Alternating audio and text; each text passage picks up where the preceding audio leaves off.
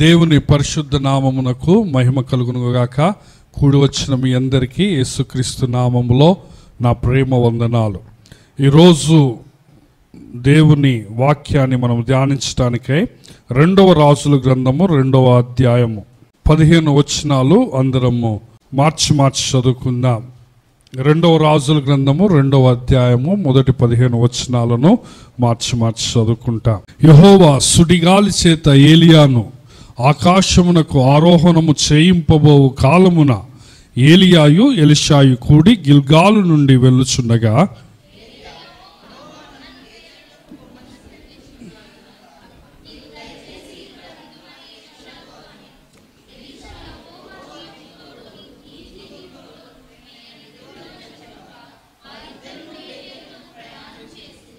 బేతేలులో ఉన్న ప్రవక్తల శిష్యులు ఎలీషా యొద్దకు వచ్చి, నేడు యెహోవా నీ యొద్ద నుండి నీ గురువును పరమునకు తీసుకుని పోవునని నీ వెరుగుదువా అని ఎలీషాను అడగగా, అతడు నేనెరుగుదును, మీరు ఊరకుండుడనెను.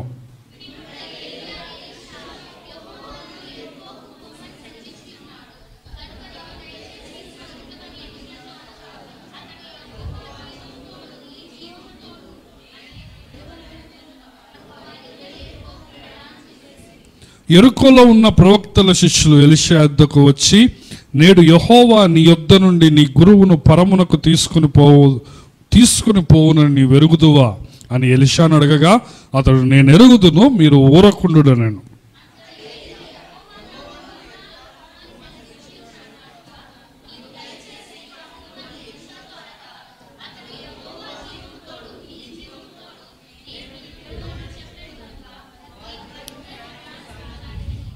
ప్రవక్తల శిష్యులలో 50 మంది దూరమున నిలిచి చూచుండగా వారిద్దరూ యొర్దాను నది దగ్గర నిలిచిరి.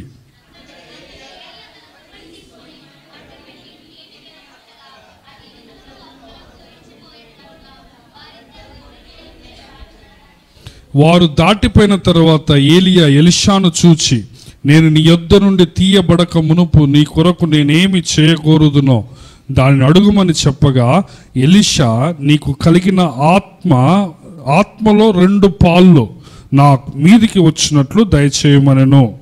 అందుకతడు, నీవు అడిగినది కష్టతరముగా ఉన్నది, అయితే నీ యొద్ద నుండి తీయబడినప్పుడు నేను నీకు కనపడిన ఎడల ఆ ప్రకారము నీకు లభించును, కనబడిన ఎడల అది కాకపోవునని చెప్పాను.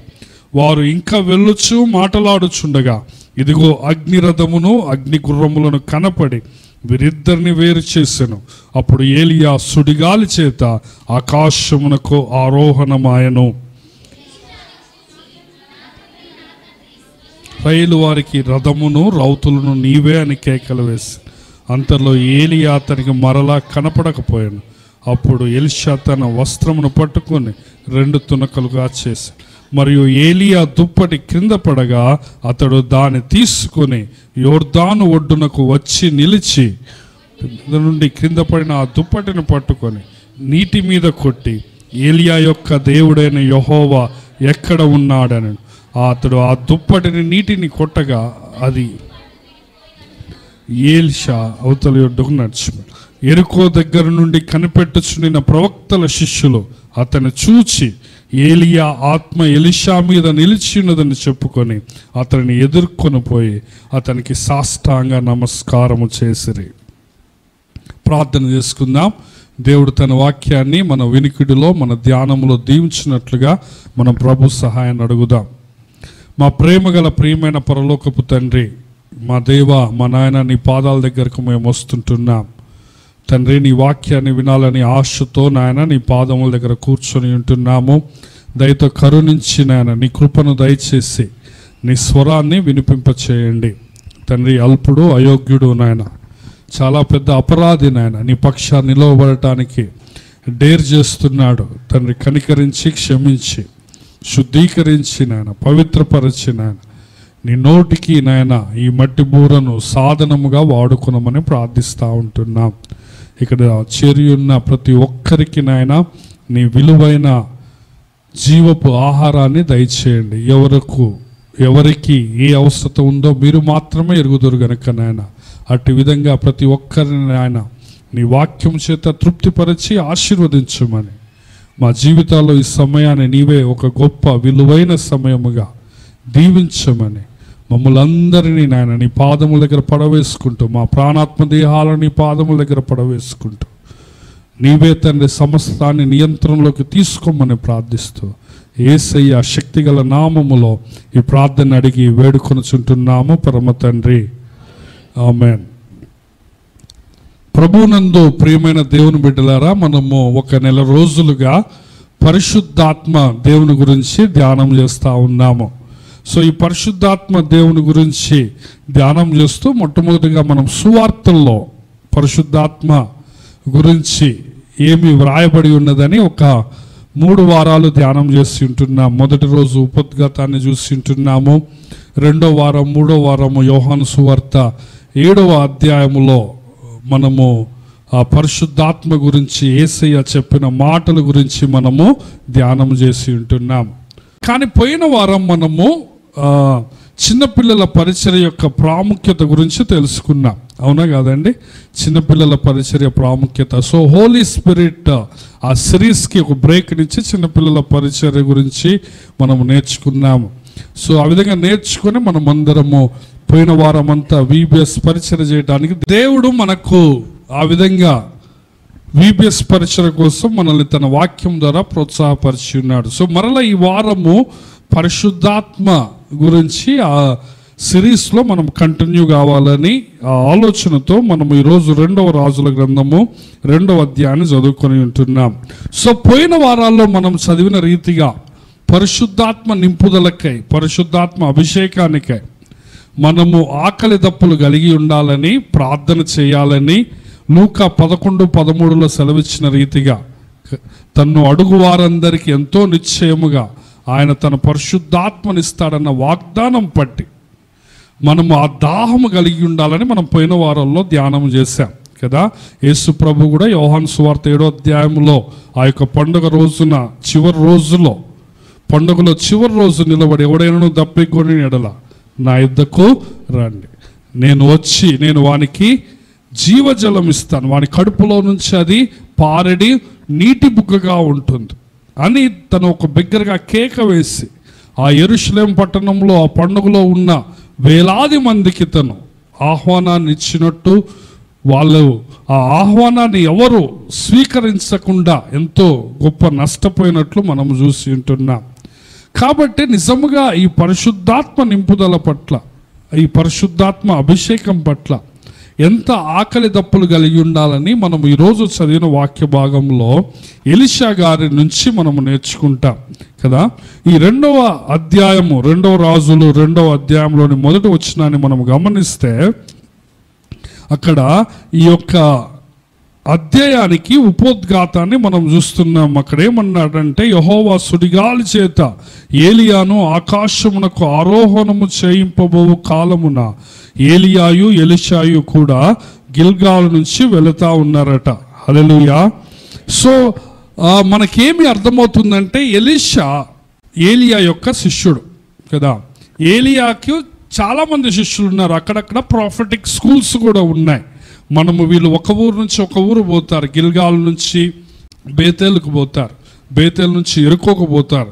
సో వీళ్ళు వెళ్ళిన ప్రతి చోట ప్రవక్తల శిష్యులు ఉంటున్నారు, లేకపోతే మన భాషలో చెప్పాలంటే ప్రాఫిటిక్ స్కూల్స్, బైబిల్ కాలేజెస్ ఉంటున్నాయి. సో ఏలియా గారికి చాలామంది శిష్యులు ఉన్నారు. వాళ్ళల్లో ప్రథమ శిష్యుడు, లేకపోతే మంచి శిష్యుడు, లేకపోతే ఉత్తమమైన శిష్యుడు, ఏలియాకు వారసుడిగా పిలువబడేవాడు ప్రియమైన శిష్యుడు ఎలీషా. నేనేం చెప్పదలుచుకున్నానంటే, ఈ శిష్యులందరికీ, ఎలీషాతో పాటు ఆ శిష్యులందరికీ, ఆ ఊర్లల్లో ఉన్న శిష్యులందరికీ ఏమర్థమైందంటే, ఏలియా గారు చివరి రోజుల్లోకి వచ్చాడు. ఇన్ఫ్యాక్ట్ అది చివరి రోజు అని కూడా అర్థమై ఉండొచ్చు. ఆ విషయం మనకి కొంచెము స్పష్టంగా అర్థమవుతూ ఉంటుంది కదా. అది వాళ్ళ గురువు గారికి, ఎంతో గొప్ప పెద్ద దైవజనుడైన ఏలియా గారికి ఇశ్రాయేలు రాజ్యములోనే గొప్ప ఉద్యోగం తెచ్చాడు. పరలోకంలో నుంచి వర్షం పడకుండా, ఆకాశం నుంచి వర్షం పడకుండా 3.5 సంవత్సరాలు ఆఫ్ చేశాడు కదా. ఎవరు ఎన్ని ప్రార్థనలు చేసినా వర్షం పడలేదు, అంతే. మరలా తను ప్రార్థన చేసినప్పుడు మరలా వర్షం పడ్డది కదా. ఆయన ప్రార్థన చేసినప్పుడు అగ్ని దిగి వచ్చింది, కాకుల చేత మాంసము రొట్టెలు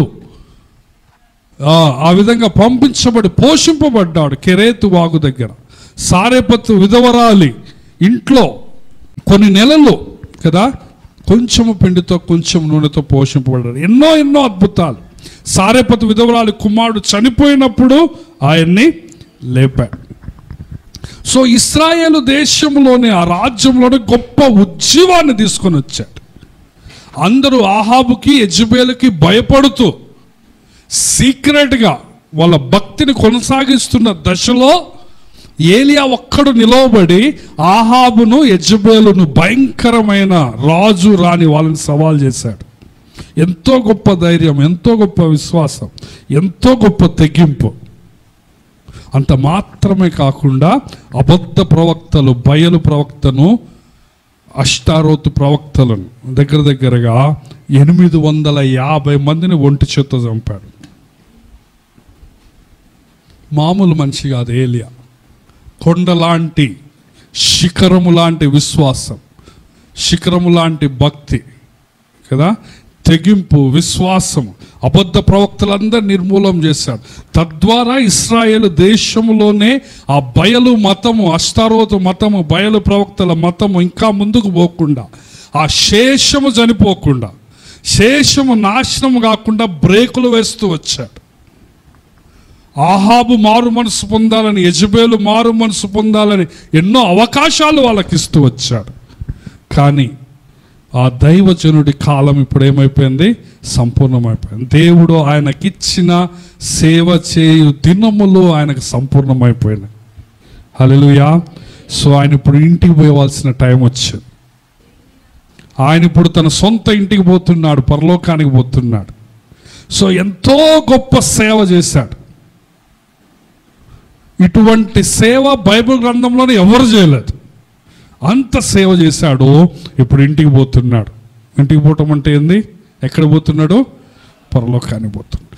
ఆ పరలోకానికి పోయేది మనం ఎప్పుడు పరలోకానికి పోతామో మనకు తెలుస్తుందా? తెలియదు. మన పక్కన వాళ్ళు తెలుస్తుందా? తెలియదు. తెలితే బోనిస్తారా? అయినా ఆబ్జెక్షన్ ఆగేది కాదులేండి అది కదా. సో ఏమైనా కానీ నేనేం చెప్తున్నానంటే వినండి, అందరికి అర్థమైంది. ఏలియా గారు వెళ్తున్నాడని అందరికీ అర్థం. మొన్న రీసెంట్గా మా పెద్దనాన్న ఒక ఆయన చనిపోయాడు. ఆయనకి 95 సంవత్సరాలు. పోలీస్గా ఆయన రిటైర్డ్ అయ్యారు. ఆయన ఎప్పుడు రిటైర్డ్ అయ్యాడంటే 1990లోనే రిటైర్డ్ అయ్యాడు. 90లోనే రిటైర్డ్ అయ్యాడు. ఇన్ని సంవత్సరాలు రిటైర్మెంట్ ఉన్నాడు. 95 సంవత్సరాలు ఆయనకి. ఆయన చనిపోకుండా 2 రోజుల ముందు హాస్పిటల్ నుంచి వచ్చాడట. ఆయనే చిన్న సర్జరీ చేశారు ఆయనకి. హాస్పిటల్ నుంచి వచ్చిన సర్జరీతో కూడా మెట్లెక్కిపోయిందట. ఆయన ఫస్ట్ ఫ్లోర్లో ఉంటాడు. పోయినాక చికెన్తో అన్నం పెట్టమన్నాడంట. చికెన్ తినక 5 సంవత్సరాలట. చికెన్తో అన్నం పెట్టమన్నాడంట. మంచిగా చికెన్ తిని బొక్కల్ని నవ్విలిండంట, పొడి పొడి చేసిండట. సో కొడుకు కోడలు చూసి మనం కూడా ఇట్లా నమ్మలేమనుకున్నారట. చెప్పి వాళ్ళకి చెప్పిండట, నేను మా ఇంటికి పోవాలా, నన్ను ఇక్కడ ఎందుకు తీసుకొచ్చారా అన్నాడట. సో ఎప్పుడు మాట్లాడలేదు. ఆయన మంచి జ్ఞానంతో ఉంటాడు, మంచి సోయిలో ఉంటాడు. వీళ్ళకి అర్థం కాక ఏందన్నా ఇది మనిల్లే కదా అంటే, ఇది మనిల్లే కానీ నేను నా ఇంటికి పోవాలన్నాడట. సో కొడుక్కి డౌట్ వచ్చి అది ఎవరిల్లు, ఎదురంగా ఇల్లు చూపించాను, అది రెడ్డి గారి ఇల్లు అన్నాడట.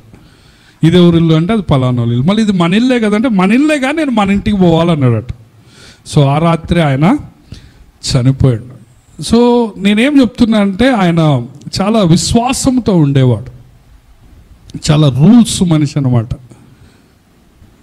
సో అట్లాంటి కొంతమందికి వాళ్ళ మరణము తెలుస్తుంది కదా, చాలామందికి మరణము తెలుస్తుంది. కొంతమంది మనం చెప్తారు కదా పలానోళ్ళకి వాళ్ళ మరణం అర్థమైందని కదా. సో ఇదే విధంగా ఏలియాకి మరణం అర్థమైంది. ఏలియాకి మాత్రమే కాదు, ఆయన శిష్యులకు కూడా ఏమైంది? మరణం అర్థమైంది. సో ఈ విధంగా అర్థమైనప్పుడు కదా, ఒక శిష్యుడైన ఎలీషాకు ఒక మంచి కోరిక ఉన్నది. ఆ కోరిక ఏంటంటే ఏలియా యొక్క 2 అంతల అభిషేకం తన మీదకి రావాలని ఉన్నది. హల్లెలూయా. సో గురువు గారు పరలోకానికి వెళ్తున్నాడు, గురువు గారు ఇంటికి పోతున్నాడు. ఆయన సేవ చేసే దినాలు సంపూర్ణమైనవి. ఆయన యొక్క భక్తి విశ్వాసాన్ని కాపాడుకున్నాడు. ఆయన పరుగు కూడా కడముట్టించాడు. మంచి పోరాటం పోరాడాడు. ఇంటికి పోతున్నాడు. ఒక శిష్యుడికి ధైర్యం ఉన్నది. ఏం ధైర్యమో తెలుసా? గురువు గారి మీద ఉన్న అభిషేకానికి ఎంత కావాలట?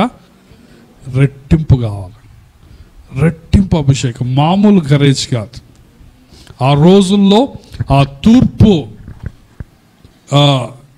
సంస్కృతిలో, తూర్పు దేశాల సంస్కృతిలో గురువు గారు అంటే చాలా గొప్పగా భావించేవాళ్ళు. కానీ అటువంటి తూర్పు దేశాల సంస్కృతిలోనే, ప్రాచీన తూర్పు దేశాల సంస్కృతిలోనే ఒక శిష్యుడు ఏమంటున్నాడు? నాకు మీకంటే రెండంతల ఆత్మ. చూడండి 9వ వచనం 10వ వచనం అనుకుంటా.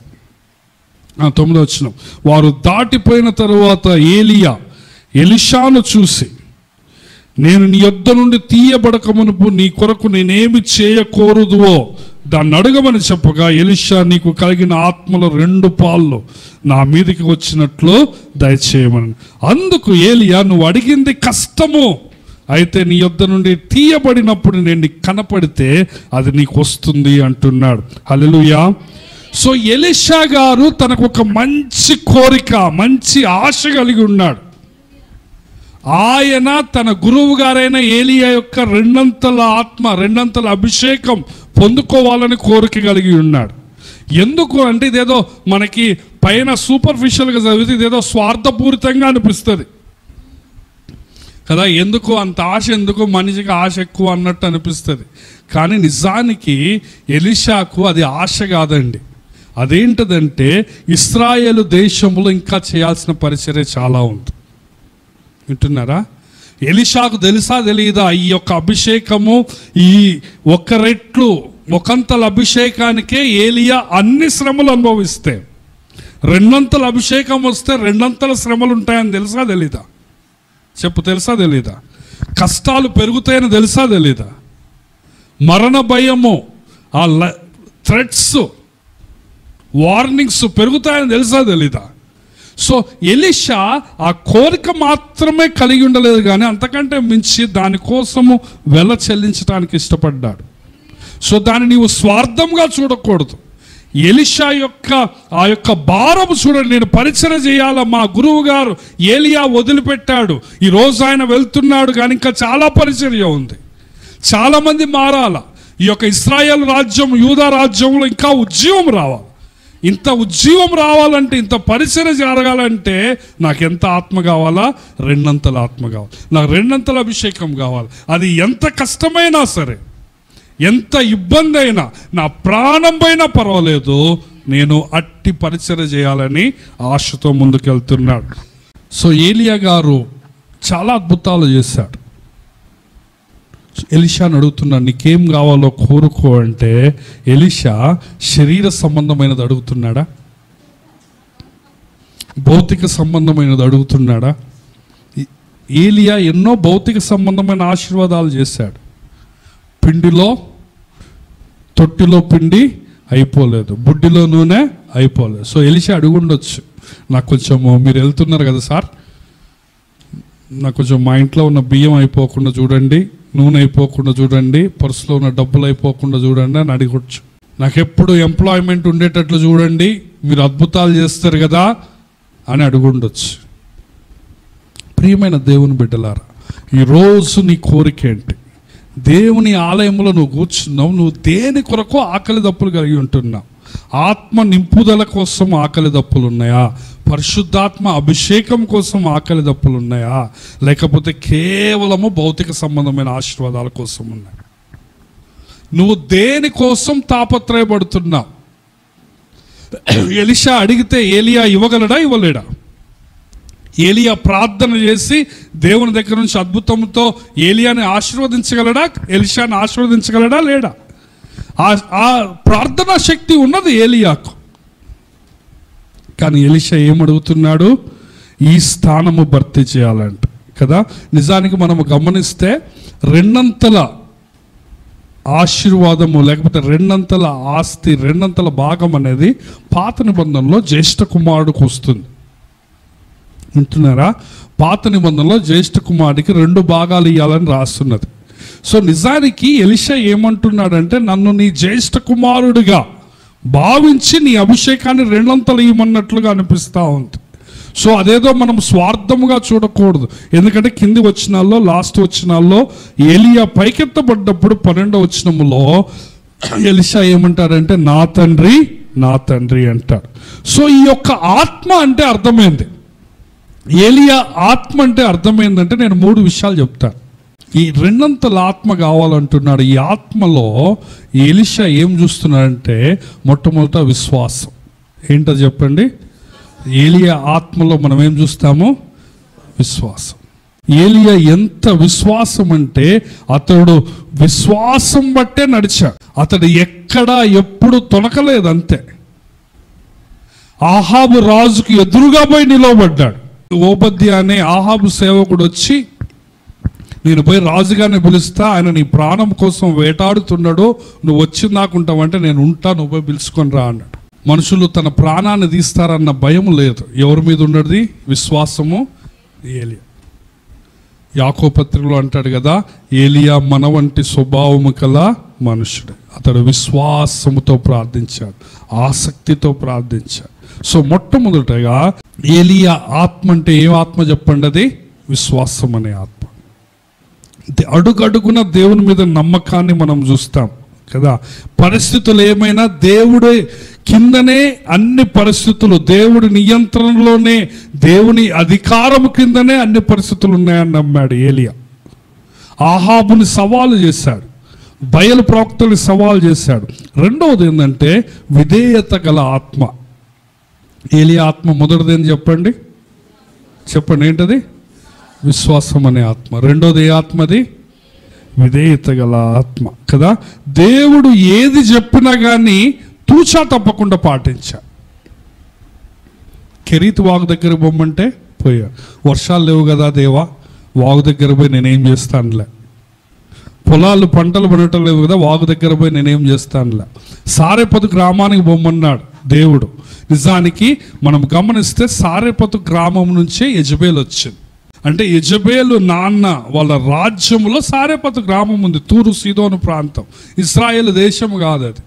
సో యెజబేలు రాజ్యంలోకే పోతున్నాడు. సో నేనేం చెప్తున్నానంటే, అది చూడటానికి వినటానికి వింతగా అనిపించిన, లాజిక్ లేకపోయినా ఏం చేశాడు? విన్నాడు. చెప్పితే విన్నాడు, అంతే. తూచా తప్పకుండా విన్నాడు. ఈరోజు మనం దేవుడు చెప్పిన పని చేయాలంటే మనం లాజిక్లు వాడతాం. దేవుడు చెప్పిన పని చేయాలంటే మనం అట్లయితే ఎట్లా, ఇట్లనే బాగుంటుంది అంటాం. సో ఏలి ఆత్మలో మొట్టమొదటి మనం ఏం చూస్తున్నాము? విశ్వాసం. రెండోది విధేయత. తర్వాత చివరిగా నేనేం చెప్పాలనుకుంటున్నా అంటే ధైర్యం. ఏంటో చెప్పండి? ధైర్యం. విశ్వాసము విధేయత ఉంటే నీకేమొస్తుంది? నువ్వు మనుషులకు భయపడు, రాజుగారికి కూడా భయపడు, ప్రధానమంత్రికి కూడా భయపడు, మరణానికి కూడా భయపడు. ఎందుకు? నీ నమ్మకం ఎవరి మీద? దేవుడి మీద. సో ఈ ఆత్మలో ఉన్న ఈ 3 విషయాలకు ఎలీషా ఏమంటున్నాడు? ఎన్ని రెట్లు కావాలట? 2 రెట్లు. నీ విశ్వాసంలో నాకు 2 రెట్లు ఇవ్వు, నీ విధేయతలో నాకు 2 రెట్లు ఇవ్వు, నీ ధైర్యములో నాకు 2 రెట్లు ఇవ్వంటున్నాడు. ఇది భౌతిక సంబంధమైన ప్రార్థన, ఆత్మీయ ప్రార్థన. చెప్పండి, మనం ఎవరైనా ఇట్లా చేస్తామా? దేవా, నాకు నా విశ్వాసాన్ని అభివృద్ధిపరచు, నా విధేయతను అభివృద్ధిపరచు, నీ పని చేయటానికి నాకు ధైర్యాన్ని ఇవ్వు అంటామా? ఎలీషా అడిగిందట చాలా కష్టమైనదట కదా. 10వ వచనంలో ఏమంటున్నాడు? అందుకతడు నీవు అడిగింది ఎట్లున్నదట చెప్పండి? కష్టతరముగా ఉంది. హల్లెలూయా. సో అది చాలా కష్టముగా ఉంది. ఎందుకంటే ఏలియా డబ్బులు అడిగితే అది ఈజీ, అధికారం అడిగితే ఈజీ. చాలామంది డబ్బు, ఉద్యోగము, అధికారము ఇట్లాంటి వాటి కోసం అడుగుతున్నారు. దేవునికి ఇవన్నీ ఇవ్వటము చాలా ఈజీ. కానీ పరిచర్య చేయటానికి నువ్వు శక్తిని అడుగుతున్నావంటే ఎన్నో కష్టాలు ఉంటాయి, ఎన్నో శ్రమలు ఉంటాయి, ఎన్నో అవమానాలు ఉంటాయి. చాలామంది ఏమనుకుంటారంటే పరిచయం చేయడం చాలా ఈజీ అనుకుంటారు. థ్యాంక్లెస్ జాబ్ అనమాట ఇది. ఎవరు నీకు కృతజ్ఞతలు చెప్పరు, ఎవరు నీకు పల్లాలు ఇయ్యరు కదా. మనం ఇయటమే తప్ప సేవ చేసిందని ఎవరు నీకు శాలువాలు కప్పరు. పైకి తిరిగి అవమానాలు కదా, చీత్కారాలు. సో ఇది కష్టమైనది. ఏంటో చెప్పండి, ఇది కష్టమైనది. కానీ ఏలియా ఏమంటున్నాడండి, కష్టమైంది కానీ ఇది ఇంపాసిబుల్ కాదు. హల్లెలూయా. నువ్వు దేవుణ్ణి ఏది అడిగినా కానీ కొన్ని విషయాలు కష్టంగా ఉంటాయి కానీ అది అసాధ్యము కాదు. ఏలియా ఏమంటున్నాడంటే, ఒకవేళ దేవుని చిత్తమైతే అది నీకు వస్తుంది.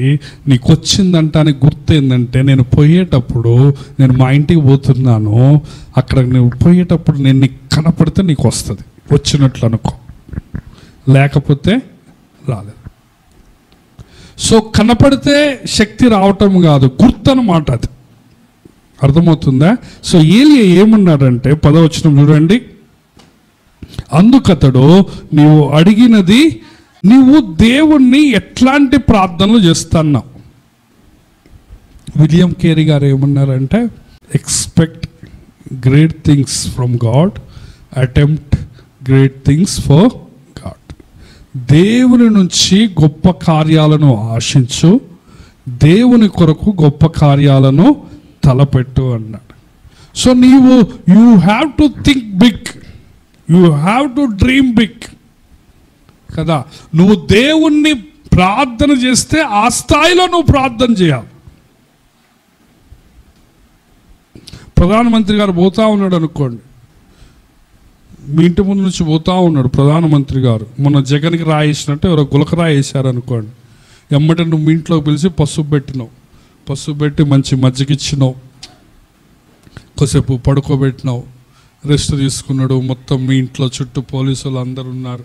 లాస్ట్కి ప్రధానమంత్రి గారు పోయేటప్పుడు, అమ్మా నువ్వు నాకు బిడ్డలాగా సేవ చేసినావు, నీకేం కావాలో కోరుకో, ఏదైనా పర్వాలేదంటే, మా ఇంట్లో పంపు కనెక్షన్ లేదు సార్, పంపు కనెక్షన్ పెట్టి అంటావా? ప్రధానమంత్రి గారు అడిగితే ఏమంటావు? ఒక సెకండ్ హ్యాండ్ సైకిల్ ఇప్పియండి సార్ అంటావా? ఏమడుగుతావు? పంపు కనెక్షన్ అడిగితే ఎట్లుంటుంది ప్రధానమంత్రి గారిని?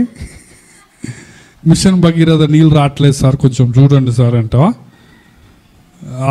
క్యాస్ట్ సర్టిఫికేట్ కోసం అప్లై చేసింది సార్, తొందర రావట్లేదు, అది అయ్యేటట్టు చూడండి అంటావా?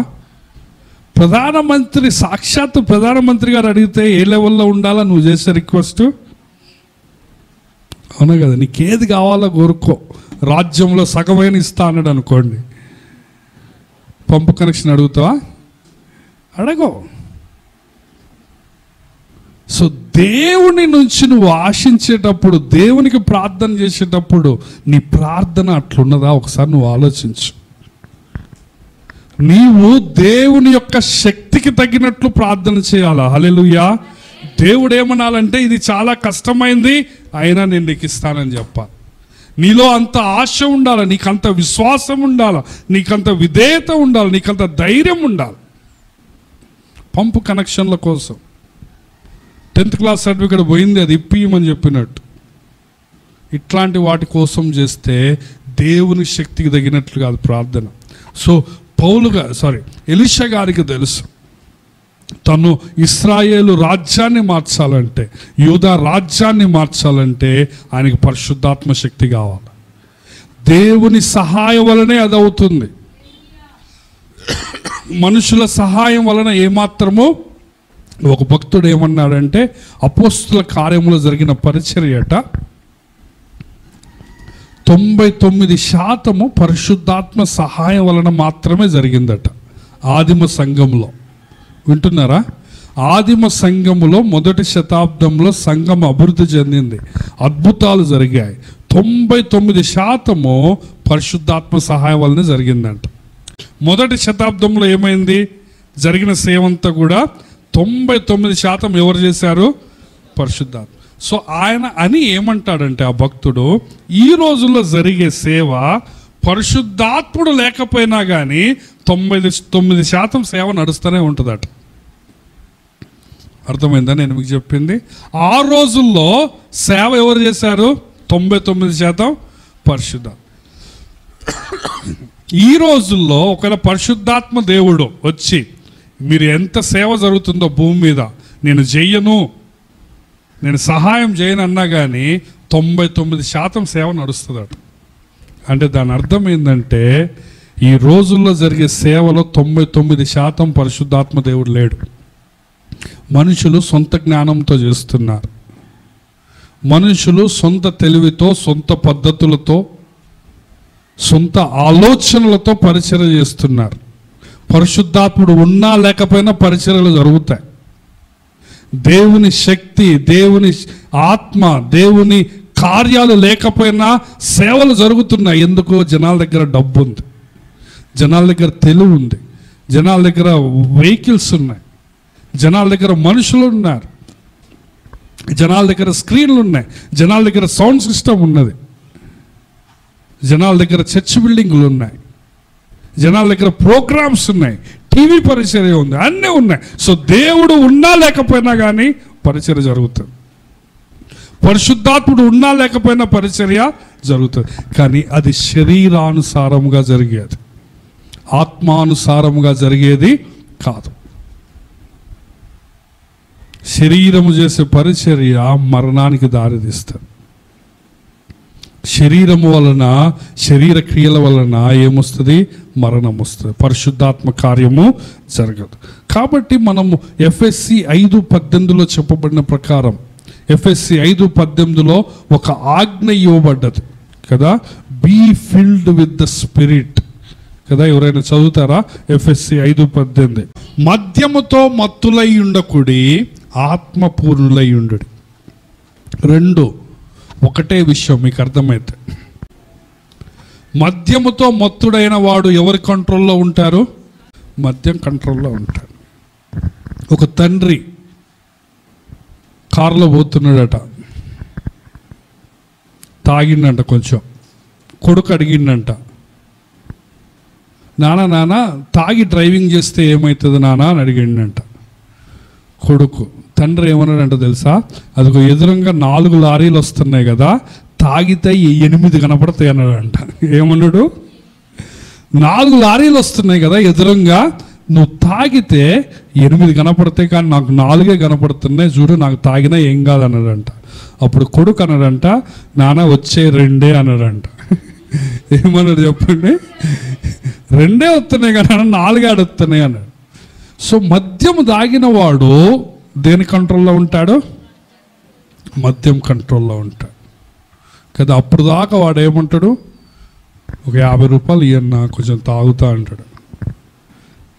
ఏమంటాడు? ఒక్క 50, 100 అంటాడు. తాగొచ్చి ఆ 50 ఇచ్చి 100 ఇచ్చినందుకు వాడు వచ్చి ఏమంటాడు?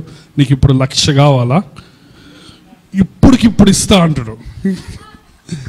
1,00,000 కావాలంటే ఎంత ఎప్పటికి ఇస్తారట? ఇప్పటికిప్పుడు ఇస్తా, నేను 1,00,000 దా, 1,00,000గా ఒక్క నిమిషంలో ఇస్తా అంటాడు. సో ఎవరు వాడితో మాట్లాడిచ్చేది ఎవరు? సో మద్యం తాగిన వాడు మద్యం కంట్రోల్లో ఉంటాడు. అట్లనే ఆత్మపూర్ణుడై ఉన్నవాడు ఎవరి కంట్రోల్లో ఉంటాడు? పరిశుద్ధాత్మ కంట్రోల్లో ఉంటాడు. హల్లెలూయా. ఎందుకు పౌలు గారు అక్కడ మద్యముతో మత్తులై ఉండకూడదు, ఆత్మపూర్ణులై ఉన్నాడు. Do not be drunk with the wine, be filled with the Holy Spirit అని ఎందుకు అన్నాడంటే, నీవు మద్యం తాగిన వాడు మద్యం కంట్రోల్లో ఏ విధంగా ఉంటాడు? పరిశుద్ధాత్మతో నింపబడితే నీ మాట పరిశుద్ధాత్మ స్వాధీనంలో ఉంటుంది, నీ చూపు పరిశుద్ధాత్ముడి నియంత్రణలో ఉంటుంది, నీ ఆలోచన, నీ నడక, నీ మాట కదా, నువ్వు చేసే సంభాషణ, నువ్వు వెళ్ళే ప్లేసెస్, నీ ఫ్రెండ్స్, అవన్నీ కూడా ఎవరి నియంత్రణలో ఉంటాయి? పరిశుద్ధాత్మ. సో ఎలీషా గారు ఎంత ఆకలి దప్పులు కలిగి ఉన్నారో చూడండి.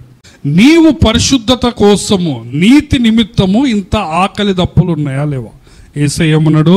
నీతి నిమిత్తము ఆకలి దప్పులు గలవారు ధన్యులు, వారు తృప్తిపరచబడతారు. నీకు ఆకలి దప్పులు ఉంటే నీవు తృప్తిపరచబడతావు. సో దేవుని దగ్గర, దేవుని కోసం నువ్వు ఇంత సమర్పణ కలిగి ఉండాలి. ఎలీషా గారిలో ఉన్న సమర్పణ నీలో ఉండాలి. హల్లెలూయా. కాబట్టి నీవు అడుగడుగున ప్రతిరోజు పరిశుద్ధాత్మదేవ నన్ను నింపు అని నువ్వు ప్రార్థన చేయాలి. పరిశుద్ధాత్మదేవ, నేను ఈరోజు ఎటువంటి కష్టాలు ఉన్నాయో, ఎటువంటి ఛాలెంజెస్ ఉన్నాయో నా పనుల్లో, నా ప్రయాణాల్లో నాకు తెలియదు కదా. VBS అప్పుడు నేను పొద్దున్నే ప్రార్థన చేసుకునేవాడిని. యేసయ్యా ఎవరు ఏమన్నా కానీ నేను కోప్పడొద్దు యేసయ్యా అని ప్రార్థన చేసుకునేవాడిని. ఏమని పొద్దున్న ఏమని చేసుకునేటోని, యేసయ్యా ఎవడు ఏమన్నా కానీ వాళ్ళంతా పాపం వాళ్ళు తెలివి లేదు, జ్ఞానం లేదు, సో ఎవడన్నా పొరపాటు చేస్తే నాకు కోప్పడకుండా నాకు శక్తిని అని ప్రార్థన చేసుకునేది. ఎంత ప్రార్థన చేసుకుంటానో పైకి వస్తే అంత ఘోరమైన బ్లండర్ ఉంటుంది. సో ఏమయ్యేది, బామ్ బూమ్ బామ్ బామ్ 2-3 బుల్లెట్లు పోయాయి. సో నేనేం చెప్తున్నానంటే, ప్రతిరోజు నీకు కొన్ని ఛాలెంజెస్ ఉంటాయి, అవునా కదా. ప్రతిరోజు నీకు కోసము సాతాను కొన్ని ఉచ్చులు పెట్టుంచుతాడు, అవునా కదా. కాబట్టి నువ్వు ప్రతిరోజు దానికి తగ్గ నీకు ఆత్మ నింపుదల కలిగి ఉండాలి, అవునా కదా. ఆత్మ సహాయం నీకు ఉండాలి. నువ్వు స్వార్థ పని చేయాలన్నా, నువ్వు పాపం చేయకుండా ఉండాలన్నా, కోప్పడకుండా ఉండాలన్నా, పరిశుద్ధంగా ఉండాలన్నా, ఇతరులకు ఆశీర్వాదకరంగా ఉండాలన్నా నీకెవరి సహాయం కావాలా? పరిశుద్ధాత్మ సహాయం కావాలి. సో ఈ ఎలీషా గారు ఏ విధంగా పట్టు వదలకుండా ముందుకు వెళ్తున్నాడో మనం చూద్దాం. రండి, మొదటి నుంచి చదువుకుందాం. యెహోవా సుడిగాలి చేత ఏలియాను ఆకాశమునకు ఆరోహణము చేయింపబో కాలమున ఏలియాయు ఎలీషాయు కూడా గిల్గాలు నుండి వెళ్ళుచున్నారు. ఏలియా, యెహోవా నన్ను బేతేలుకు పొమ్మని సెలవిచ్చున్నాడు గనుక నీవు దయచేసి ఇక్కడ ఉండుమని ఎలీషాతో అన్నాడు. ఎలీషా, యెహోవా జీవముతోడు నీ జీవముతోడు నేను నిన్ను విడవనని చెప్పగా వారిద్దరూ బేతేలుకు ప్రయాణం చేసిరి. బేతేలులో ఉన్న ప్రవక్తల శిష్యులు ఎలీషా యుద్ధకు వచ్చి, నేడు యెహోవా నీ యొద్ద నుంచి నీ గురువును పరమునకు తీసుకొని పోవుదు అని నీ వెరుగుదువా అని ఎలీషాను అడగగా అతడు, నేను ఎరుగుదును, మీరు ఊరకుండుడి అంటున్నాడు. ఎలీషాకు 3 రకాల ఛాలెంజెస్ ఉన్నాయి. ఎన్ని రకాలు చెప్పండి? 3 రకాలు. మొట్టమొదటిది ఏంటంటే, వాళ్ళ గురువు గారే టెస్ట్ పెడుతున్నాడు. ప్రతి ప్లేస్కు పోయినప్పుడు గురువు గారు ఏమంటాడో తెలుసా? నువ్వు ఇటు ఉండరాదు అంటాడు. సో అదేంటది? పరీక్ష. అదేంటో చెప్పండి? పరీక్ష. రెండవది ఏంటంటే, రెండో రకమైన ఛాలెంజ్ ఏందో చెప్పానా? ప్రతి ప్లేస్లో సెటిల్ కావటానికి. ఆడొక బైబుల్ కాలేజ్ ఉంది, ఆ మంచి ప్లేస్ అది, ఆ ప్లేస్కి ఒక ప్రాధాన్యత ఉన్నది, గిల్గాల్కి ఒక ప్రాధాన్యత ఉన్నది. నేను ఇప్పుడు చెప్తాను. బేతేలుకు ఒక ప్రాధాన్యత ఉన్నది, ఎరికోకు ఒక ప్రాధాన్యత ఉన్నది కదా. ప్రతి ప్లేస్లో ఒక ఆపర్చునిటీ ఉంది ఎలీషాకి కదా. మొట్టమొదటిది చెప్పాను, గురువు గారే. మొట్టమొదటిది ఏంటంటే పరీక్ష. రెండోది ఏంటంటే సెటిల్ కావటానికి, ఆ ఊర్లో ఉండటానికి మంచి కారణం ఉంది. మూడవది ఏంటంటే, ఆ ప్రవక్తల శిష్యులే ఎందుకులే నువ్వు పోయేది అంటున్నారు. అర్థమవుతుందా? ప్రవక్తల శిష్యులు ఏమంటున్నారు? ఈ రోజున మీ గురువు గారు పరలోకానికి పోతున్నాడు, నీకు తెలుసు కదా, ఆ ముసలోడితో ఎందుకు పోతున్నావు అంటున్నాడు. ఆయన పరలోకానికి పోతున్నా, ఆయన ఎట్టబోతాడో ఏందో కథ నీకెందుకు? ఒకవేళ అగ్ని వచ్చి గాల్చి వేస్తే నువ్వు పక్కన ఉంటే నువ్వు కూడా గాలిపోతావు అన్నట్టు. ఎందుకంటే వాళ్ళందరికీ తెలుసు ఏలియా గారు మామూలు మనిషి కాదు. పరలోకానికి ఎట్లా పోతాడో మనకు తెలియదు. సుడిగాలు వచ్చి తీసుకుపోతే ఆ సుడిగాలు నిన్ను గాయం చేస్తే, అర్థమవుతుందా? కానీ ప్రతి ప్లేస్లో ఎలీషా ఏమంటాడు? మీరు నోరు మూసుకుంటారా అంటాడు. అనడా అనలేదా? ఏమంటున్నారు చూడండి. సో 8 వచనాల వరకు మనం చదివితే ప్రతి ప్లేస్లో ఏమంటున్నారు చెప్పండి? ఊరకుండుడి, నాకు తెలుసు ఊరకుండుడి. నువ్వెందుకు ఈ ముసలోడెమ్మడిపోతున్నావు? ఏమొస్తుంది నీకు? సో ప్రియమైన దేవుని బిడ్డలారా, ఈ 3 రకాల ఛాలెంజెస్ నీకు ఉంటాయి. కొన్నిసార్లు దేవుడే నీకు పరీక్ష పెడతాడు. నువ్వు నిజంగా సంపూర్ణ సమర్పణతో తుది వరకు ఆయనకు నమ్మకంగా ఉంటావా లేదా? వారు విసుకక నిత్యము ప్రార్థన చేయుచుండవలనని ఆయన వారికి ఒక ఉపమానం చెప్పు. నువ్వు మధ్యలో విసుక్కొని ఆగిపోతున్నావా? లేకపోతే చివరి వరకు కాలేబులాగా నాకు ఇప్పుడు ఈరోజు 80 సంవత్సరాలు వచ్చినాయి, నేను ఫస్ట్లో ఎంత బలం ఉందో ఇప్పుడు కూడా అంత బలం ఉంది, నాకు ఆ కొండ కావాలంటాడు. హల్లెలూయా. ఎన్ని కష్టాలు వచ్చినా, ఎంతమంది నిరుత్సాహపరిచిన యోసేపుని ఏం చేశారు అన్నలు కదా, ఎన్ని ఆటంకాలు తెచ్చారు. ఆయన యోసేపు దేవుని దర్శనము నుంచి, దేవుని పిలుపు నుంచి, దేవుని విధేయత నుంచి, పరిశుద్ధత నుంచి బయటకు వచ్చాడా? దేవుని వదిలిపెట్టాడా? కదా. దానియేలు గ్రంథంలో కూడా మనం ఇదే చూస్తాం. 3వ అధ్యాయంలో వాళ్ళు పెద్ద విగ్రహాన్ని చేస్తారు. అందరూ సాష్టాంగపడి నమస్కారం చేయమంటే కొన్ని లక్షల మంది, వేల మంది సాష్టాంగపడి నమస్కారం చేస్తారు. కానీ ఒక ముగ్గురు నిలవబడి ఉంటారు కదా.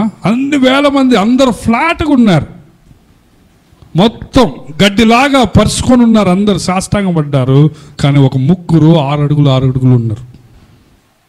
అన్ని వేల మందిలో ఆ గ్రౌండ్లో ముగ్గురు నిలబడ్డారు. సో నీ పక్కన వాళ్ళు చాలాసార్లు నీకు బ్రేకులు వేస్తారు. నువ్వు ఎప్పుడైతే దేవునిలోకి పోదాం అనుకుంటామో, దానియేలు గ్రంథం 6వ అధ్యాయంలో ఏముంటుంది? దానియేలు దేవుడికి నమ్మకంగా ఉంటున్నాడని, చివరి వరకు ముసలోడైన దేవునికి నమ్మకంగా ఉన్నాడని వాళ్ళు ఒక శాసనం చేస్తారు. 1 నెల రోజులు రాజుగారిని మాత్రమే పూజించాలి. వేరే వాళ్ళని పూజిస్తే ఏమవుతుంది? సింహాల బోన్. ఆయన దానియేలు వదిలిపెడతాడా? చూడండి, ఆటంకాలు వస్తాయి, నువ్వు సెటిల్ కావడానికి ఆపర్చునిటీస్ వస్తాయి. కానీ you should aim for the best always. Better ఉంది కదా అని బెస్ట్ని కోల్పోతారు కొంతమంది. గిల్గాల్ని వదిలిపెట్టారు, బేతేలకు వచ్చారు, ఎరుకోకి వచ్చారు. ఇంకో ఎరుకోలో మంచి స్కూల్ ఉంది, మంచి బైబిల్ కాలేజ్ ఉంది. ఇంకా ఈ కాలేజ్ నాకు అప్పచెప్పు, నువ్వు వెళ్ళిపోతే వెళ్ళిపో అంటే ఎలీషాకి 2 అంతల ఆత్మ వచ్చేదా? ఇంకో ఈడ ప్రవక్తల శిష్యులు ఉన్నారు కదా, ఈ కాలేజ్ అంతా నాకు అప్పచెప్పు, ఈడ మంచి క్యాంపస్ ఉందంటే 2 అంతల ఆత్మ వచ్చేదా? నీలో ఎంత సమర్పణ ఉన్నది. నీవు చాలాసార్లు ఇటువంటి ఆటంకాలకు పోయి, ఇటువంటి చిన్న చిన్న ఆపర్చునిటీల కోసం నువ్వు కాంప్రమైజ్ అయ్యి, దేవుడి నీ పట్ల ఉన్న ఆ శ్రేష్టమైన ప్రణాళికను నువ్వు పోగొట్టుకుంటున్నావు. ఆ కొంచెం ఓర్చుకోలేక, ఆ కొంచెం ప్రార్థన ఎక్కువసేపు చేయలేక, ఆ కొంచెం నువ్వు బైబుల్ చదవలేక, ఆ కొంతమందిని ఫ్రెండ్స్ నువ్వు కట్ చేయలేక, ఆ కొన్ని ప్లేసెస్ని నువ్వు అవాయిడ్ చేయలేక నువ్వేం చేస్తున్నావంటే 2 అంతల అభిషేకాన్ని పోగొట్టుకుంటున్నావు. అర్థమవుతుందా? ఇంకొంచెం కష్టపడితే చాలు, లాస్ట్ వరకు నువ్వు కష్టపడటం నేర్చుకో. దానియేలు 6వ అధ్యాయంలో దానియేలు ఇంకా నేను ముసలోడిని అయిపోయినా, ఇప్పుడు నా వయసు 85 సంవత్సరాలు, నేను కిటికీలు తీసి ఎందుకు ప్రార్థన చేయాలా, మోకరించి ఎందుకు ప్రార్థన చేయాలా, బెడ్ మీద పడుకొని ప్రార్థన చేస్తా, అప్పుడు ఎవడికి అర్థం కాదనుకున్నాడా? మోకరించి ఎందుకు చేయాలా, బాస్పట్లు వేసుకొని ప్రార్థన చేస్తా అన్నాడా? ఇన్ని సంవత్సరాలు కిటికీలు తీసి చేసింది కదా, ఈ నెల రోజులు ఈ శాసనం అయిపోయేంత వరకు కిటికీలు మూసుకొని లైట్లు బంద్ చేసి అనుకున్నాడా? వాళ్ళందరూ ఇంటి చుట్టూ ఉన్నారు. దానియేలు ప్రార్థన చేస్తే ఫోటో తీసి సారుకు చూపెడదామని. సో తలుపులు వేస్తే ఫోటో తీయడానికి వీలవుతుందా? లైట్ బంద్ చేస్తే వీలవుతుందా? పడుకొని చేస్తే వీలవుతుందా? అయినా దానియేలు ఏమన్నారంటే, ఫోటోలు తీసుకోండిరా, నాకేం భయం లేదు అని తన వాడుక చొప్పున దినమునకు 3 సార్లు మోకరించి యెరూషలేము తట్టు కిటికీలు తీసి ఏం చేశాడు? ప్రార్థన. నీలో అట్టి ఆశ ఉండాలి. ఎంతమంది రోజుకు 3 సార్లు ప్రార్థన చేస్తున్నారు? ఎంతమంది చేయటం లేదు? చేయొద్దండి రోజుకు 3 సార్లు. ఎందుకు?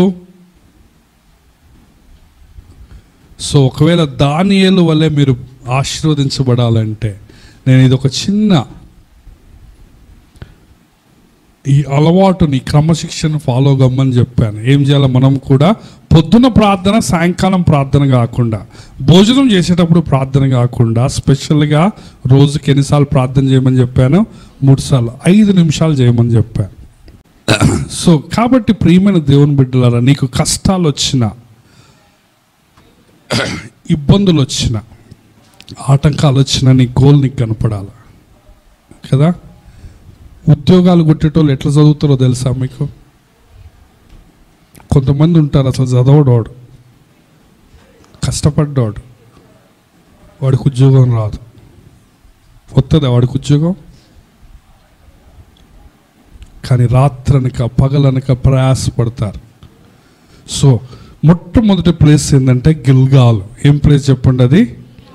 గిల్గాలు అంటే ప్రారంభం. ఏంటో చెప్పండి? యెహోషువ గ్రంథము 5వ అధ్యాయం 10వ వచనం చూడండి. ఎవరైనా యెహోషువ గ్రంథము 5వ అధ్యాయం 10వ వచనం.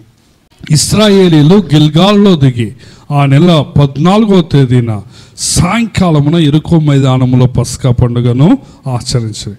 పస్కా పోయిన మరునాడు వారు ఈ దేశపు పంటను తినిరి.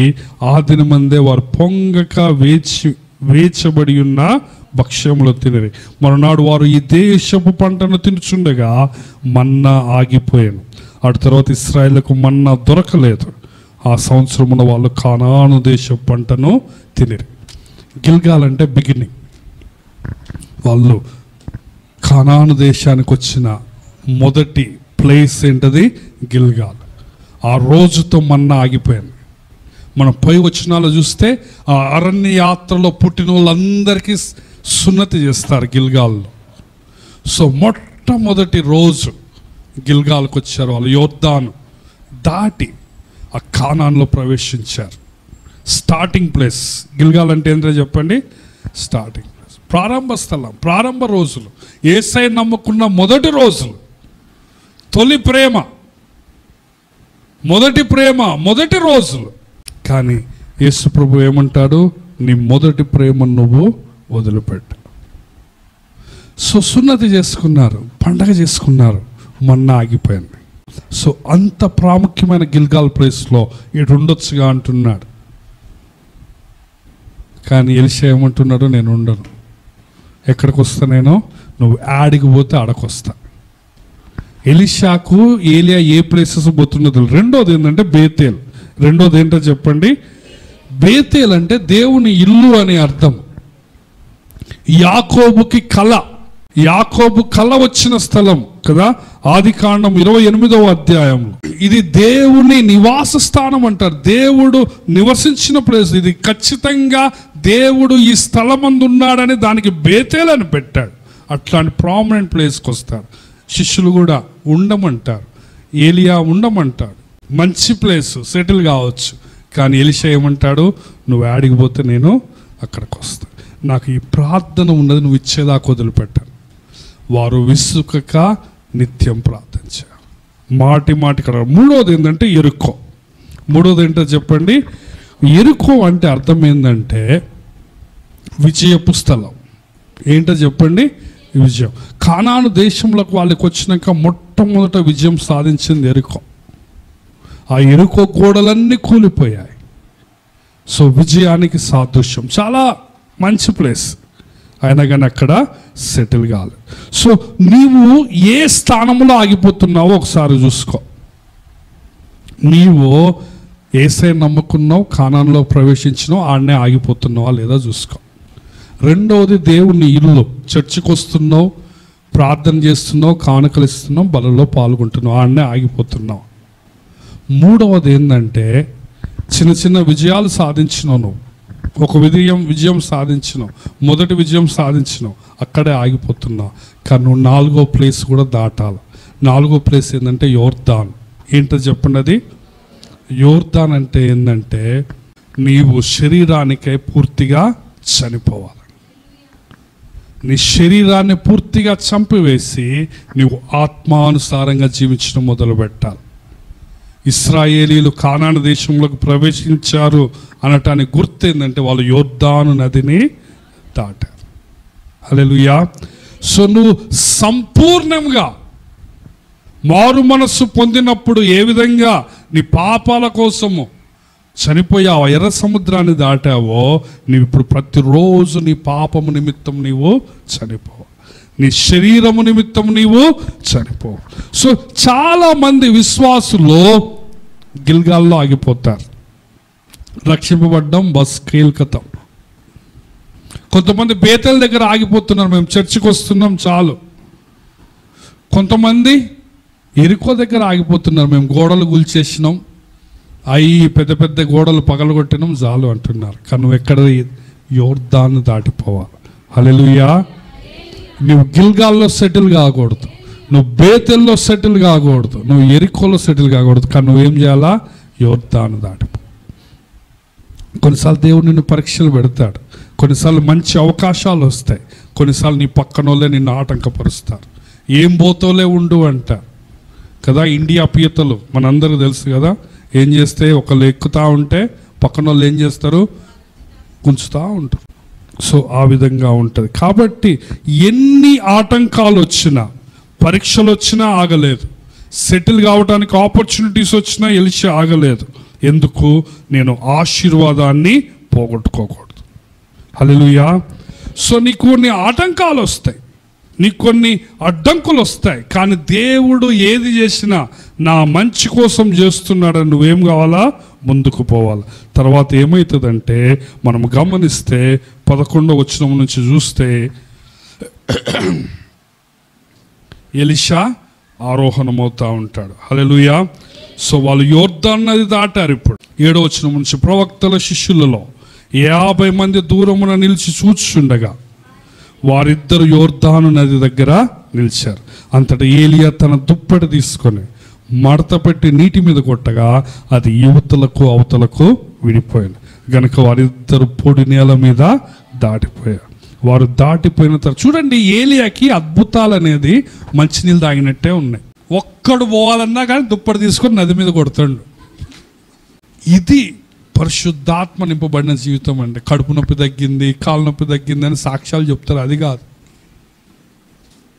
నాకు 500 పోతే దొరికినాయి, ఈ 500 కాదు పరిశుద్ధాత్ముడి లెవెల్ అంటే. నువ్వు ఒక్కడే పోతున్నా దుప్పటి పట్టుకొని కొట్టు, నదిని 2 పాయలు చేయి, అవతలికి పో.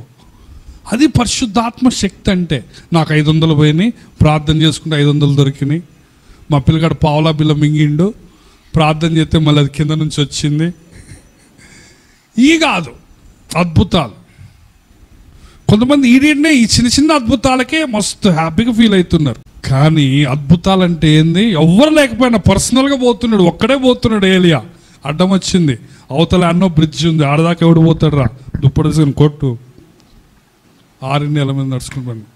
బట్టలు తీసి మూట కట్టి కవర్లో పెట్టి ఈత కొట్టడం అది మనకు కుదరదు. ఏం తీసుకోవాలి? దుప్పటి తీసుకొని కొట్టాలా, వెళ్ళిపోవాలంతే. తాడు పట్టుకొని పోవటం, ఈతలు కొట్టడం, బట్టలు తడుచుకోవటం అది ఉండదు. ఏం చేసిండు ఏలియా? చూడండి, దేవుని బిడ్డలకు, పరిశుద్ధాత్మ పూర్ణులకు, వాళ్ళకి అద్భుతాలు మంచినీళ్ళు తాగినట్లే ఉన్నాయి. నీవు ఇటువంటి వాటి కోసం ప్రాకులాడాలి, ఇటువంటి జీవితానికే ప్రయాసపడాలి. మనం ఏలియా గారి గురించి చెప్పుకుంటున్నాం, కానీ నువ్వు నీ జీవితం గురించి చెప్పుకునేటట్లు ఉండాలి. అద్భుతాలు కదా. నా జీవితంలో ఇది జరిగింది, ఏలియా గారి గురించి ఎందుకు, నీ గురించే చెప్పుకునేటట్లు ఉండాలి. సో చూడండి, అంతటా ఏలియా తన దుప్పటి తీసుకొని మడత పెట్టి నీటి మీద కొట్టగా అది యువతలకు అవతలకు విడిపోయాను. గనుక వారిద్దరు పొడి నేల మీద దాటిపోయారు. వారు దాటిపోయిన తర్వాత ఏలియా ఎలీషాను చూసి, నేను నీ యొద్ద నుండి తీయబడక మునుపు నీ కొరకు నేనేమి చేయకూడదు దాన్ని అడుగుమని చెప్పగా, ఎలీషా, నీకు కలిగిన ఆత్మలో 2 పాలు నా మీదకి వచ్చినట్లు దయచేయం. అందుకతడు నీవు అడిగింది కష్టతరం, అయితే నీ యొద్ద నుండి తీయబడినప్పుడు నేను నీకు కనపడిన ఎడల ఆ ప్రకారం నీకు లభించును, కనపడని ఎడల అది కాకపోవునని చెప్పాను. వారు ఇంకా వెళ్ళుచు మాటలాడుచుండగా ఇదిగో అగ్ని రథమును అగ్ని గుర్రములు కనపడి వీరిద్దరిని వేరు చేశాను. అప్పుడు ఏలియా సుడిగాలి చేత ఆకాశమునకు ఆరోహణ. హల్లెలూయా. సో వాళ్ళిద్దరు ఇంకా మాట్లాడుకుంటున్నారు. ఏమేమి మాట్లాడుకుంటున్నారు? పరలోకం నుంచి ఏమొచ్చినాయి? అగ్ని గుర్రాలు, అగ్ని రథాలు వచ్చినాయి. వాళ్ళిద్దరిని వేరు చేసి, శిష్యులు భయపడ్డట్టు ఎలీషా కాలిపోయి వేరయ్యాడు. సుడిగాలిలో ఏమయ్యాడు? పరలోకానికి ఆరోహణ. 11వ వచనం, వారు ఇంకా 12 ఎలీషాను చూసి, నా తండ్రి ఇశ్రాయేలు వారికి రథములు, రౌతులు, అంటే ఇశ్రాయేలు యొక్క బలం నీవని కేకలు వేస్తాడు. అంతలో ఏలియా అతని మరలా కనపడదు. అప్పుడు ఎలీషా తన వస్త్రము పట్టుకొని 2 తునకలుగా చేసినట్టు అది బాధకు గుర్తు కదా. నా గురువు గారిగా లేదు. మరియు 13వ వచనం, మరియు ఏలియా దుప్పటి కింద పడగా అతను దాన్ని తీసుకొని యోర్దాను ఒడ్డుకు వచ్చి నిలిచి ఒంటి మీద నుండి కింద పడిన దుప్పటి పట్టుకొని నీటి మీద కొట్టి, ఏలియా యొక్క దేవుడైన యెహోవా ఎక్కడ ఉన్నాడు? అతను ఆ దుప్పటితో నీటిని కొట్టగా అది అటు ఇటు విడిపోయినందున ఎలీషా అవతల ఒడ్డుకు నడిచిపోయాడు. హల్లెలూయా. రెండంతల ఆత్మగా పోయేటప్పుడు నీకు కనపడితే వస్తుంది అన్నాడు. పోతా ఉంటే ఎలీషా చూశాడు, కనపడ్డాడు. ఆ దుప్పటి తీసుకున్నా, కాసేపు ఏడ్చాడేమో తెలియదు. దుప్పటి కింద పడితే తీసుకున్నాడు. ఇంతకుముందు చూసింది కదా, యోర్దాను నది అడ్డం వస్తే ఏం చేయాలా? ఈదుకుంటూ పోవాలా? లేదు. దుప్పటి మనద పెట్టి ఏలియా ఎక్కడున్నారని అంటారు. ఎవరు కావాలి ఇప్పుడు? ఏలియా యొక్క దేవుడు. ఏలియా అవసరం లేదు. ఎందుకు? ఏలియా పోయినా కానీ ఎవరు ఉంటారు? ఏలియా యొక్క దేవుడు. హల్లెలూయా. ఏలియా కాదు అద్భుతాలు చేసింది. ఎవరు అద్భుతాలు చేసింది? ఏలియా యొక్క దేవుడు. ఏలియా అద్భుతాలు చేస్తే ఆ దుప్పటి ఏలియా వరకే పనిచేశాడు. ఆ యోర్దాను ఏలియా మాటే విలేదు, కానీ అద్భుతాలు చేసింది ఏలియానా? ఏలియా యొక్క దేవుడు ఎక్కడున్నాడు? నాకు కూడా ఆ దేవుడు కావాలి అని చెప్పి ఆ దుప్పటి కొడితే ఏమైంది? అది అటు ఇటు పోయిందట. ఆ తర్వాత చూడండి, ఎలీషా అవతల ఒడ్డుకు నడిచిపోయాను. 15వ వచనం, ఎరికో దగ్గర కనిపెట్టుచున్న ప్రవక్తల శిష్యులు అతన్ని చూసి ఏమంటున్నాడు? ఏలియా ఆత్మ ఎలీషా మీద ఉన్నదని నిలిచిన చెప్పుకొని అతను ఎదుర్కొని పోయి అతనికి సాష్టాంగ నమస్కారం చేశాడు. ఇప్పుడు దాకా ఆడికి రమ్మ పోయేదన్నా, ఒక్కసారి 200 ఆత్మ వచ్చేసరికి ఏమైనా అంతా సాష్టాంగ నమస్కారం. ఇప్పటి వరకు వీళ్ళలో ఒక్కడు ఎలీషా. శిష్యులు చాలా మంది ఉన్నారు, కానీ సీనియర్ ఎవరు? ఎలీషా. నువ్వు కూడా మాలాగా ఒకడే అనుకున్నాను, కానీ ఆత్మ దిగి వచ్చినాక అప్పుడు దాకా ఏంది రా ఓరా పోరా అనేటువంటి ఇప్పుడు ఏం చేశారు? ఎందుకు? ఎవరి ఆత్మ ఉన్నది ఇప్పుడు? ఎన్నంతల ఆత్మ? ఎలీషా ఆ యొక్క దుప్పటిని తీసుకున్నాడు, పరిచయం చేయడం మొదలుపెట్టాడు. హల్లెలూయా. ఈ రోజున కూడా దేవుడు ఎలీషా లాంటి వాళ్ళ కోసం చూస్తున్నాడు. నీవు ఎలీషా లాగా ఉంటే, ఎలీషా లాగా హెబ్రీ 13:8 ఏముందంటే ఆయన నిన్న నేడు నిరంతరము ఏకరీతిగా. హల్లెలూయా. ఆయన మార్పు చెందని దేవుడు. ఏలియా కాలంలో ఏ విధంగా దేవునికి అధికారం ఉందో కదా, మత్తయి సువార్త 28వ అధ్యాయంలో ఏమంటాడు ఆయన? ఇదిగో పరలోకమందును భూమి మీదను నాకు సర్వాధికారం ఇవ్వడు. ఇదిగో యుగ సమాప్తి వరకు సదాకాలము నేను మీతో కూడా ఉన్నానంట. ప్రేమ దేవుని బిడ్డలా, ఈ రోజుల్లో కూడా ఎలీషా లాంటి వాళ్ళ కోసం చూస్తున్నాను. నీలో అంత సమర్పణ ఉంటే, చిన్న చిన్న ఆటంకాలు వచ్చినా నువ్వు ఆగిపోతే నీకు వస్తుందండి అభిషేకం. ఏలియా ఎన్ని ప్లేసెస్ తిప్పాడు. ఎలీషా నడుచుకుంటూనే పోతున్నారు. ఒక్క ప్లేస్ నుంచి ఇంకొక ప్లేస్ కి మీరు డిస్టెన్స్ మ్యాప్ లో చూస్తే 20 మైళ్ళు 25 మైళ్ళు ఉంటుంది ఓన్లీ. మళ్ళీ మనం మ్యాప్ చూస్తే ఎట్లుంటది అంటే, గిల్గాల్ నుంచి బేతేలు ఒక పక్క ఉంటుంది, మళ్ళీ బేతేలు ఎరుకో గిల్గాల్ పక్కనే ఉంటుంది. మనం అంటే పోయిన ప్లేస్కే మళ్ళీ వస్తారు. మళ్ళీ ఆడిపోయి ఆడుతుంది. మనం యెహోషువలో చదువుతాం కదా, గిల్గాల్లో ఎరుకో మైదానం అని ఉంటుంది. అంటే గిల్గాలు ఎరుకో పక్క పక్క ఊరు. సో మళ్ళీ రిటర్న్ అవుతారు. ఇంకా ఉండొచ్చు గిల్గాలు కూడా పక్కన, ఇక్కడ కూడా పోయి అయినా ఏమంటాడు, నువ్వు ఎన్నిసార్లు శుద్ధ చుట్టూ చేసినా కానీ నిన్ను రూత్ ఏమైనది, నువ్వు ఆడిపోతే నేను. సో ఎరుకో నుంచి వాళ్ళు ఎక్కడ ఏమవుతారు? బేతేలు. సో ఎరుకో నుంచి యోర్దాను నది దాటి. హల్లెలూయా. కాబట్టి ప్రియమైన దేవుని బిడ్డలారా, ఈ రోజు కూడా దేవుడు అట్లాంటి వాళ్ళ కోసము ఎదురు చూస్తున్నారు. కాబట్టి చాలా మంది తర్వాత కింద చూస్తే శిష్యులు ఏలియా శరీరాన్ని వెతకటానికి పోతారు. ఎందుకు మనకు తెలియదు.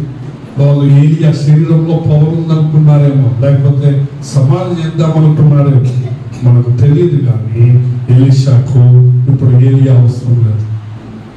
ఎవరున్నారు ఇప్పుడు? ఏలియా ఒక్క దేవుడు. ఏలియా దేవుడు నాకు దేవుడు. ఏలియాకు శక్తి ఇచ్చిన దేవుడు నాకు శక్తి ఇస్తున్నాడు. కాబట్టి ప్రియమైన దేవుని బిడ్డలారా, ఈ ఆత్మీయ యాత్రలో నువ్వు ఎక్కడ దాకా వస్తుంటావు? అందరూ దయచేసి స్థలంలో వచ్చి కళ్ళు మూసుకోండి. ఒకసారి విన్న వాక్యాన్ని మన హృదయాల్లో పరీక్ష చేసుకున్నావు. నువ్వు గిల్గాలులో ఆగిపోతున్నావు. ఒకసారి నువ్వు ఆలోచించు. నువ్వు ప్రారంభంలోనే ఉంటున్నావు, లేకపోతే నువ్వు బేతేల్లో ఆగిపోతున్నావు? చర్చికి వస్తున్నాను, చర్చికి పోతున్నాను, అక్కడే ఉంటున్నావు? లేకపోతే ఏదో విజయం సాధించినాను అని మురిసిపోతున్నావా? లేకపోతే యువతాన్ని దాడుతున్నావా? నీకు ఎంత ఆకలి తప్పులు ఉంటున్నాయి ఒకసారి నువ్వు ఆలోచించు. పరిశుద్ధాత్మ నింపుదల కోసం నీకు ఎంత సమర్థం ఉంది, ఎంత ప్రయాసం ఉన్నది, ఎంత కన్నీటి ప్రార్థన ఉన్నది. ఒకసారి నువ్వు ఆలోచించు. ఎలీషాలో ఉన్న ఆ డెడికేషన్, ఆ డిటర్మినేషన్, ఎన్ని ఆటంకాలు వచ్చినా నేను అనుకున్నది సాధించాను.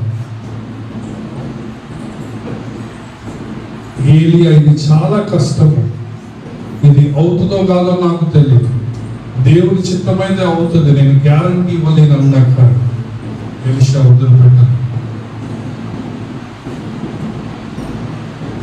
ఒకసారి మనం ప్రార్థన చేద్దామా? దేవా, అటువంటి ఆత్మ నాకు దయచేయి. చిన్న చిన్న అద్భుతాలు కాదు దేవా, నేను పెద్ద అద్భుతాలను చూడాలి. నిజమైన పరిశుద్ధాత్మ కార్యాలను నేను నా జీవితంలో అనుభవించాను. ఎలీషా ఏలియా గురించి చెప్పుకోవడం లేదు, కానీ తనే అనుభవిస్తున్నాను. మా గురువు గారు యోర్దాను నది మీద కొట్టాడని చెప్పడం లేదు, తనే కొడుతున్నాను. ప్రియమైన దేవుని బిడ్డలారా, ఏలియా ఒక దేవుడు, ఏలియా దేవుడు మీ దేవుడుగా ఉంటున్నాడు. ఆయన శక్తిలో మార్పు లేదు, ఆయన కృపలో మార్పు లేదు, ఆయన బలంలో మార్పు లేదు, ఆయన వాగ్దానాల్లో మార్పు లేదు, ఆయన అధికారంలో మార్పు లేదు, ఆయన ఆశీర్వాదంలో మార్పు లేదు. నువ్వు ప్రార్థన చేస్తే దేవుని క్షమించు, నేను బేతేల్లోనే ఆగిపోయాను, దేవుని క్షమించు, నేను యోర్దాను నది దాటున్నట్లు నీ సహాయం నాకు దయచేయి. యాకోబు ఏ విధంగా నీవు నన్ను ఆశీర్వదించితేనే కానీ నేను నిన్ను వదిలిపెట్టను అని ప్రార్థన చేశాను. అట్లాంటి యాకోబు ప్రార్థన నాకు కావాలి దేవుని ప్రార్థించు. అట్లాంటి యాకోబు ప్రార్థన, అట్లాంటి ఎలీషా ప్రార్థన నీవు చేస్తే దేవుడు నిన్ను కూడా ఆశీర్వదిస్తాడు. నీవు నన్ను ఆశీర్వదించితేనే కానీ నేను నిన్ను వదిలిపెట్టనని పెనుయేలు ప్రార్థన, యాకోబు ప్రార్థన నువ్వు చేస్తావని. ఎలీషా అట్టి ప్రార్థన చేస్తాడు, కృపను పొందాడు. ఏలియా చేసిన అద్భుతాల కంటే 200 అద్భుతాలు చేశాడు. ఇశ్రాయేలు రాజ్యాన్ని, ఇశ్రాయేలు దేశాన్ని మారుస్తూ వచ్చాడు. తీర్మానం చేసుకుని దేవుని సన్నిధిలో మీ జీవితాలను సమర్పించుకోండి. ఏదో బొటాబొట్టిగా నామకార్థంగా బ్రతకాలను అనుకుంటున్నావా? లేకపోతే అద్భుతాలు కలిగిన జీవితం జీవించాలనుకుంటున్నావా? దేవుని కొరకు గొప్ప కార్యాలను తలపెట్టడానికి నువ్వు ఇష్టపడుతున్నావా? దేవుని నుంచి గొప్ప కార్యాలు రావాలని ప్రార్థన చేస్తున్నావా? దేవుని శక్తికి తగినట్లు ప్రార్థన చేస్తున్నావా? తీర్మానం చేసుకోండి. మా ప్రేమైన పరలోకపు తండ్రి, మా దేవా, మా ప్రభువా, నాయన, మేము తండ్రి చాలా సార్లు నీ శక్తికి తగినట్లు కాక నాయన, మా ఆలోచనలకు తగినట్లుగా మేము ప్రార్థన చేస్తూ వచ్చాము. దయతో క్షమించండి నాయన. మా ఆలోచనలతో నాయన, మా జ్ఞానంతో మీ శక్తిని నాయన మేము నాయన లిమిట్ చేస్తూ వచ్చాము. దయతో మమ్మల్ని క్షమించండి తండ్రి. బాబు తండ్రి, ఏలియాకున్న విశ్వాసము దయచేయండి, ఏలియాలో ఉన్న విధేయత దయచేయండి. ఏలియాలో ఉన్న ధైర్యం తెగింపు మాకు దయచేయమని ప్రార్థిస్తూ ఉంటున్నాం. ఏలియాయే గొప్ప దైవ భక్తుడు అంటే ఎలీషా అంతకంటే రెట్టింపు భక్తుడయ్యాడు, అంతకంటే రెట్టింపు అద్భుతాలు చేశాడు. తండ్రి, నీవు నిన్న నేడు నిరంతరం ఏకరీతిగా ఉన్న దేవుడు. తండ్రి, దయతో ఆయన మా జీవితాలను కూడా నేను దీవించమని ప్రార్థిస్తూ ఉంటున్నాను. తండ్రి, మేము వినువారం మాత్రమే కాకుండా నీ అద్భుతాలను చూసేవారముగా, నీ అద్భుతాలలో పాల్గొనేవారముగా, మాకంటూ వ్యక్తిగత సాక్ష్యాలలో మీ అద్భుతాలను మేము చెప్పిన ఇతరులను బలపరిచే వారంగా ఉండే కృపను దయచేయమని, విన్న వాక్యాన్ని నీకట్టి ఫలింపచేయమని, సాతానుడు ఆయన దొంగిలించకుండా నూరంతుల ఫలాలు రావడానికి కృపను దయచేయమని యేసయ్య శక్తి గల నామంలో ఈ ప్రార్థన అడిగి వేడుకొంచుకుంటున్నాము.